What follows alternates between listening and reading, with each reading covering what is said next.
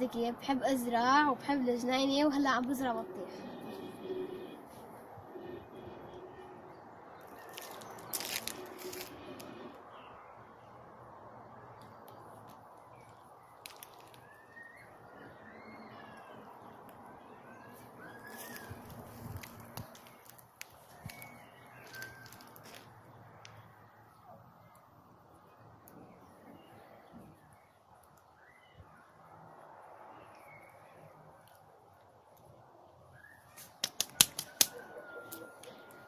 وهلا زرعتها.